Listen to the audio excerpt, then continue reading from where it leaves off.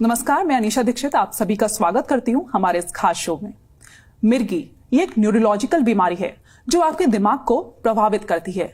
इसमें दिमाग की गतिविधि असामान्य हो जाती है और व्यक्ति को दौरे पड़ते हैं। इसकी पुष्टि तब तक नहीं होती जब तक किसी व्यक्ति को 2-3 बार दौरे नहीं आ जाते। इससे क्या क्या साइड इफेक्ट्स होते हैं, मिर्गी कैसे शरीर के अंगों को प्रभावित करती है और सबसे जरूरी है इसका इलाज कैसे संभव है, इसी पर आज हम बात करेंगे doctor Sushma Sharma, senior consultant and HOD neurology, metro heart institute with multi speciality hospital, Faridabad. Ma'am, आपका बहुत बहुत स्वागत है हमारे इस खास शो में। थैंक यू डॉक्टर, मेरा सबसे पहला सवाल आपसे है, मिर्गी क्या होती है? मिर्गी क्या है? मिर्गी बेसिकली एपिलेप्सी के रोग को कहते हैं। इसी को हम दिमागी दौरों की बीमारी भी कहते हैं। मिर्गी में मरीज को दिमागी दौरे आते हैं। दरअसल जो हमारा ब्रेन होता है वो एक इलेक्ट्रिक सर्किट की तरह होता है। दिमाग में बिजली की तरंगों जैसी, बिजली के करंट जैसी तरंगे दौड़ती हैं और यही तरंगे नसों के माध्यम से जाके हमारे पूरे शरीर को कंट्रोल करती हैं। मिर्गी के रोग में इस विद्युत करंट की, दिमाग के इलेक्ट्रिकल सर्किट की खराबी हो जाती है। ये खराबी पूरे के पूरे दिमाग में एक साथ आ सकती है, जिसे हम जनरलाइज्ड सीजर कहते हैं। इसमें कुछ पल के लिए पूरा दिमाग में इलेक्ट्रिक सर्किट बिगड़ जाता है और उस दौरान में मरीज के शरीर को झटके लगते हैं, मुंह से झाग आ सकते हैं, कई बार पेशाब भी निकल सकता है, होश चली जाती है। आमतौर पे 2 से 3 मिनट तक इस तरह की एक्टिविटी होती है और उसके बाद मरीज कुछ देर कंफ्यूजनल स्टेट में रह सकता है और फिर धीरे धीरे मरीज को होश आती है। इसे हम जनरलाइज सीजर कहते हैं या बड़े मिर्गी के दौरे कहते हैं। वहीं दूसरी ओर मिर्गी दूसरी तरह की भी होती है, जिसे हम फोकल सीजर या छोटे मिर्गी के दौरे कहते हैं, जिसमें कि शरीर के सिर्फ एक अंग में, जैसे कि एक बाजू, एक टांग, चेहरे की एक साइड, सिर्फ एक अंग में बगैर मरीज के होश खोए झटके लग सकते हैं जो मरीज के अपने कंट्रोल में नहीं होते, या फिर कई बार झटके वगैरह नहीं लगते लेकिन मरीज थोड़ी देर के लिए कंफ्यूजनल स्टेट में चला जाता है। तो इस तरह के दौरों को हम आंशिक दौरे, छोटे दौरे या फोकल सीजर्स कहते हैं। तो ओवरऑल ये जो दौरे की बीमारी होती है, जो ब्रेन में इलेक्ट्रिक सर्किट की एब्नॉर्मलिटी से, ट्रांजिएंट एब्नॉर्मलिटी से, ट्रांजिएंट का मतलब है कुछ देर के लिए होने वाली एब्नॉर्मलिटी से जो ये बीमारी होती है, इसे हम मिर्गी की बीमारी या एपिलेप्सी का रोग कहते हैं। मिर्गी के कारण क्या होते हैं, ये भी आप हमारे दर्शकों को बताएं। एपिलेप्सी या मिर्गी कई कारणों से हो सकती है।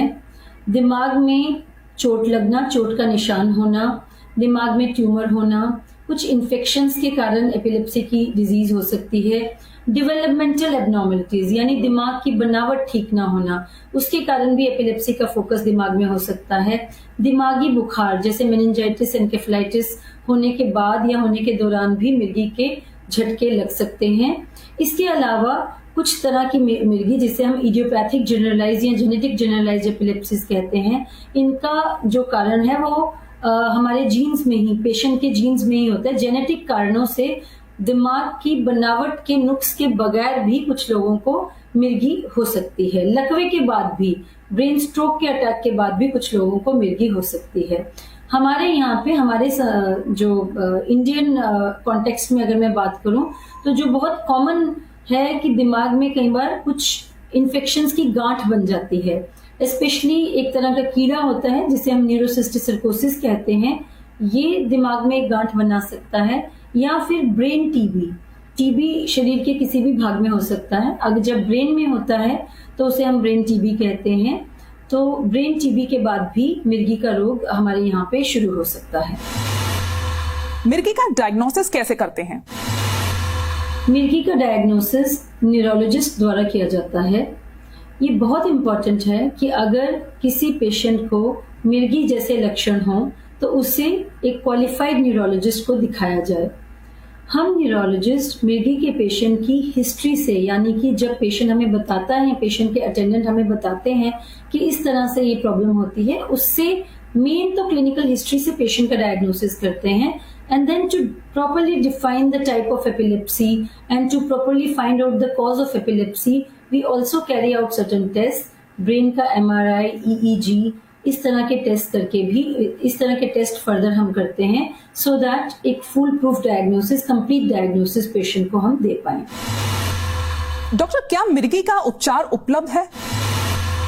It is very important to understand that epilepsy is a neurological disease. It is a well understood, well recognized, treatable neurological disease. Epilepsy का बहुत अच्छा उपचार आज मेडिकल साइंस में अवेलेबल है। इसके उपचार में मेनली दवाइयों का योगदान है। 80% तक एपिलेप्सी के मरीज सिर्फ 1 या 2 दवाई से उनकी मिर्गी को हम पूरी तरह से कंट्रोल कर सकते हैं। जो बाकी बची हुई 15 से 20% की एपिलेप्सी हैं, ये डिफिकल्ट टू कंट्रोल एपिलेप्सीज होती हैं, पर इसमें भी अब मेडिकल साइंस में काफ़ी एडवांसमेंट हुई है और इसमें भी there are further modalities like कुछ एपिलेप्सी के पेशेंट्स को हम सर्जिकल ऑप्शंस दे सकते हैं। इसके अलावा कुछ प्रोसीजर्स होते हैं जैसे कि वेगल नर्व स्टिमुलेशन, वो यूटिलाइज करते हैं हम एपिलेप्सी के कंट्रोल के लिए। कुछ स्पेशल किस्म की डाइट्स होती हैं, वो हम एडवाइस करते हैं इन डिफिकल्ट टू कंट्रोल एपिलेप्सीज, और रिफ्रैक्टरी एपिलेप्सी के पेशेंट्स में हम वो एडवाइस करते हैं। It is what I would want, जो मैं चाहूँगी कि एक बार दर्शक एक चीज़ को समझें कि एपिलेप्सी के इलाज में काफ़ी क्रांति हुई है, काफ़ी एडवांसमेंट हुई है इन द पास्ट 2 डेकेड्स। आज हमारे पास काफ़ी अच्छे anti epileptic, anti scissor medicine available हैं जिनके साइड इफेक्ट प्रोफाइल भी कोई ऐसे हानिकारक या इस तरह के नहीं है। आपके न्यूरोलॉजिस्ट जो पेशेंट है उसको देख के, आपके न्यूरोलॉजिस्ट, अगर आप एपिलेप्सी से ग्रसित हैं तो आपके प्रोफाइल को देख के, आज हमारे पास बहुत सारे ऑप्शंस हैं, कई तरह की एंटी सीजर मेडिकेशंस हैं, जो पेशेंट के प्रोफाइल को देख के जिस पेशेंट को जो मेडिसिन सबसे ज़्यादा सूट करेगी और जिस मेडिसिन में सबसे ज़्यादा सेफ्टी होगी, हम उस हिसाब से मेडिसिन का चयन करते हैं। And I am glad to say that most of the epilepsy today can be very well controlled, properly controlled by proper treatment. It is a very well treatable disease. मिर्गी के सिम्टम्स क्या क्या होते हैं और इसको पहचाने कैसे, ये बताएं। अगर मिर्गी में पेशेंट को बार बार दौरे आते हैं, एक बार का दौरा कुछ मिनट तक जोर पकड़ के उसके बाद कुछ आधा 1 घंटा तक कंफ्यूजनल स्टेट कर सकता है। मिर्गी के दौरों में मरीज को अचानक बेहोशी के दौरे आना और उसके साथ शरीर में अचानक झटके लगना, आंखें ऊपर को चढ़ जाना, मुंह से झाग निकलना, पेशाब निकल जाना, कई बार जीभ का कट जाना, इस तरह के लक्षण, इस तरह के दौरे अगर किसी मरीज को हो रहे हैं तो समझें कि ये मोस्ट लाइकली मिर्गी के दौरे हैं। हमारे समाज में एक बहुत बड़ी प्रॉब्लम ये है कि गांव देहात में और कई बार शहरों में भी अक्सर लोग इस चीज को किसी ऊपरी चीज का चक्कर, भूत प्रेत या किसी आत्मा का असर, ऐसी चीज समझ लेते हैं और मरीज वो ये नहीं समझ पाते कि ये एक बीमारी है। वो बीमारी को छोड़ के इसे कुछ और चीज समझते हैं और मरीज को प्रॉपर ट्रीटमेंट नहीं मिल पाती। सारा डायरेक्शन जो है बीमारी का वो गलत डायरेक्शन में मुड़ जाता है और झाड़ फूंक और इन सब चीजों में लोग व्यस्त हो जाते हैं। तो प्लीज आप समझें, अगर किसी को अचानक बेहोशी के साथ में शरीर को झटके लग रहे हैं, आंखें ऊपर को चढ़ रही हैं, पेशाब निकल जा रहा है, जीभ कट रही है, मुंह से झाग आ रहे हैं, तो ये सीजर डिसऑर्डर या एपिलेप्सी की बीमारी है। मरीज को तुरंत इलाज की जरूरत है। ये एक ट्रीटेबल डिसऑर्डर है। वैसी ही बीमारी है जैसे कोई भी और बीमारी होती है, एक वेल अंडरस्टूड डिसऑर्डर है। लेकिन उसके अलावा फोकल सीजर्स में आपको कंफ्यूजन हो सकता है कि ये क्या है, तो आप प्लीज समझें, अचानक एक हाथ या एक पैर या एक साइड ऑफ फेस में झटके, इस तरह से झटके लगना शुरू हो जाना, या फिर अचानक कंफ्यूज हो जाना, एक तरफ मरीज टकटकी लगा के, जैसे बात करते करते अचानक कोई व्यक्ति कंफ्यूज हो जाए, एक तरफ टकटकी लगा के देखने लगे, आईज भी ब्लिंक ना करे, मुंह को चलाने लगे, मुंह का चलना, या हाथों का एक अलग से तरीके से हिलना, ऑटोमेटिक मूवमेंट्स हम कहते हैं। Confusional state with some automatic movements, with some staring look of the eye, some chewing movements of the jaw. ये जो एपिसोड है ये हार्डली 1-2 मिनट रहना और उसके बाद मरीज वापस नॉर्मल हो जाए। इस तरह के दौरों को हम focal seizures with impaired awareness कहते हैं। ये भी मिर्गी का एक रूप होता है। डॉक्टर, एपिलेप्सी से जुड़ी हुई लोगों के बीच क्या कॉमन मिसअंडरस्टैंडिंग होती है, इसके बारे में जानकारी दें। जैसे और अंगों की बीमारियां होती हैं, जैसे डायबिटीज है, जैसे हाई ब्लड प्रेशर है, जैसे थायराइड की बीमारी है, वैसे ही एपिलेप्सी मिर्गी का रोग भी एक बीमारी है। ये एक न्यूरोलॉजिकल दिमाग से संबंधित बीमारी है। इसका प्रॉपर ट्रीटमेंट न्यूरोलॉजिस्ट द्वारा किया जा सकता है। ये समझना लोगों के लिए बहुत जरूरी है। सबसे बड़ी भ्रांति जो एपिलेप्सी को लेके हमारे समाज में है वो ये है कि ये इस तरह के लक्षण का मतलब कोई भूत प्रेत, ऊपरी चक्कर, कोई आत्मा, इस तरह कोई कोई देवी देवता के नाराज होने के कारण मरीज को इस तरह की प्रॉब्लम हो रही है। ऐसा नहीं है। ये एक कई कारणों से, जिनका मैंने पहले भी जिक्र किया, कई कारणों से ब्रेन के इलेक्ट्रिक सर्किट में खराबी होने के कारण एपिलेप्सी के दौरे बनते हैं। इसके अलावा एपिलेप्सी को लेके हमारे समाज में जो दूसरी भ्रांति है वो ये है कि एपिलेप्टिक पीपल अपनी लाइफ में कुछ नहीं कर सकते। अगर किसी को मिर्गी की बीमारी तो लोग उनसे भेदभाव करते हैं, उनसे दूर रहते हैं, ये सोचते हैं कि ये छुआछूत की बीमारी तो नहीं है। I would like to clarify, epilepsy बिल्कुल भी छुआछूत की बीमारी नहीं है। थर्डली, ये लोगों को लगता है कि अगर एपिलेप्सी किसी वुमेन को है तो उसकी शादी में दिक्कत आती है। लोगों को लगता है कि ये अपना मैरिड लाइफ ठीक से बिता पाएगी कि नहीं, इसके बच्चे हो पाएंगे कि नहीं, परिवार को संभाल सकती है कि नहीं।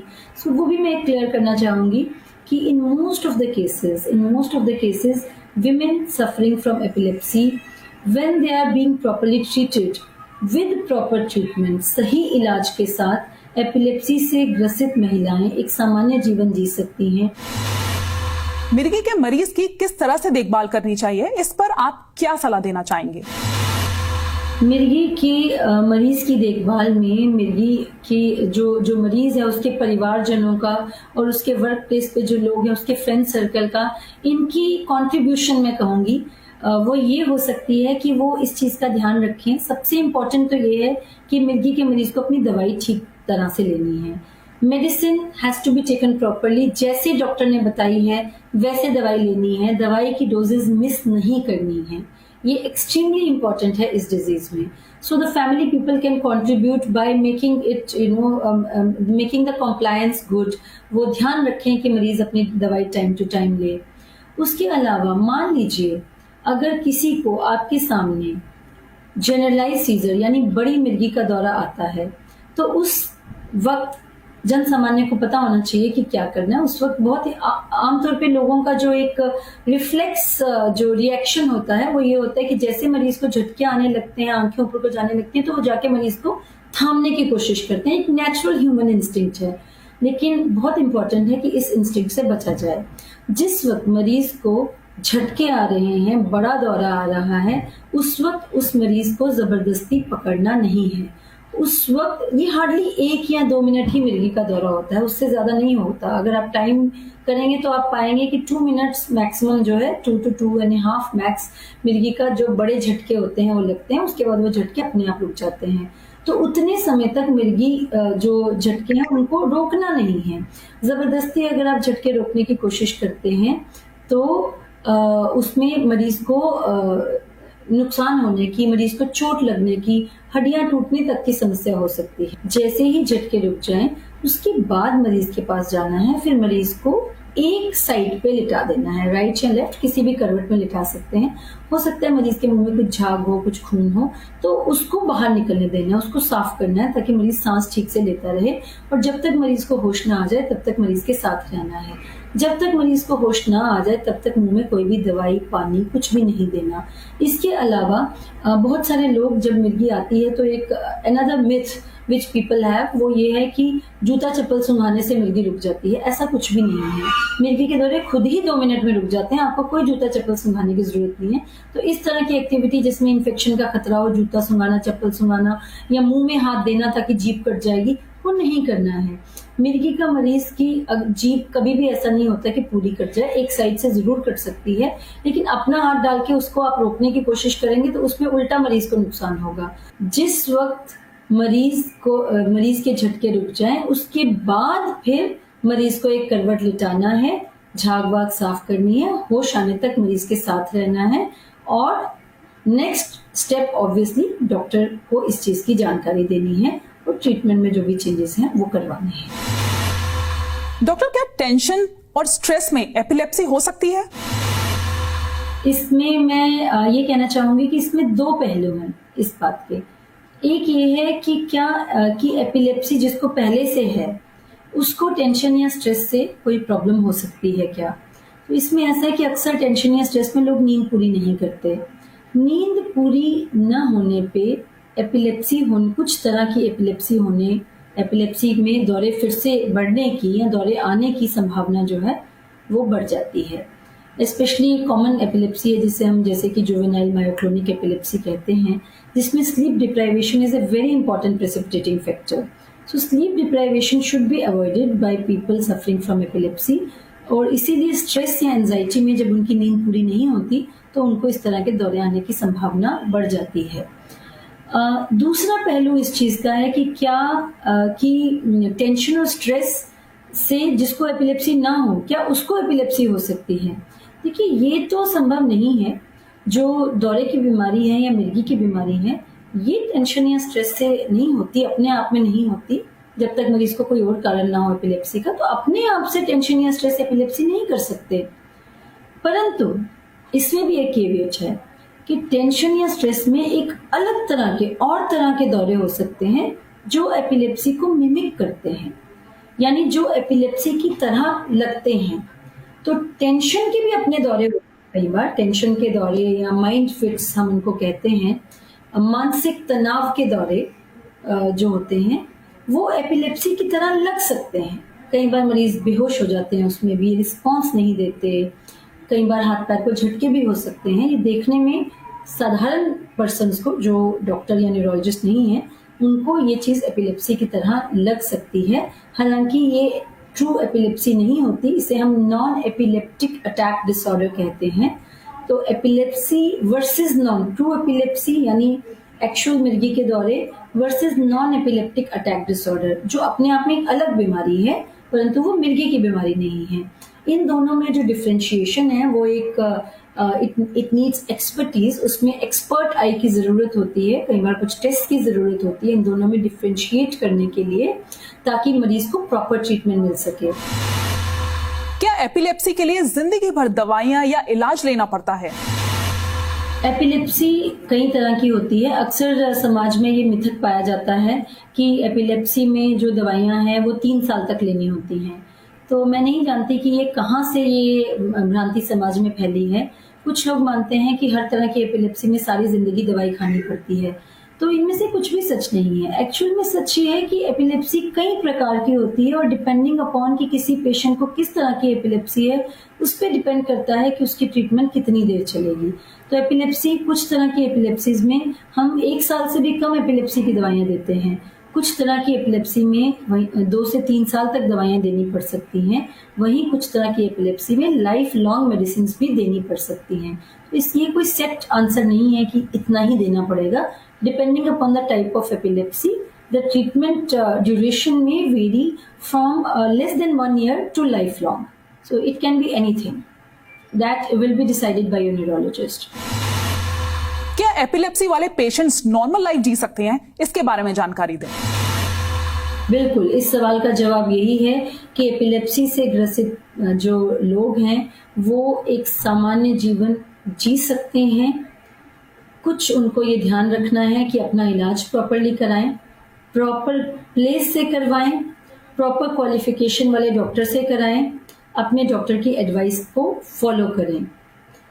थोड़े से डिसिप्लिन के साथ अगर एपिलेप्सी के पेशेंट इन एडवाइजेस को फॉलो करते हैं और थोड़े से डिसिप्लिन के साथ अपना जीवन व्यतीत करते हैं तो ऐसा कोई कारण नहीं है कि वो एक नॉर्मल लाइफ ना जी सकें।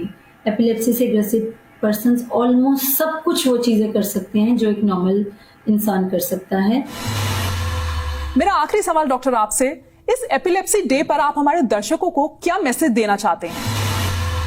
मैं सारांश में समराइज करते हुए, फिर से एम्फेसाइज करते हुए यही कहना चाहूंगी सब दर्शकों को कि इस साक्षात्कार, इस अवेयरनेस ड्राइव के बाद अगर आपको कोई एक बात याद रखनी है तो ये याद रखें कि एपिलेप्सी एक न्यूरोलॉजिकल बीमारी है, कोई ऊपरी चक्कर नहीं है। एपिलेप्सी एक ट्रीटेबल डिसऑर्डर है, इसका इलाज किया जा सकता है।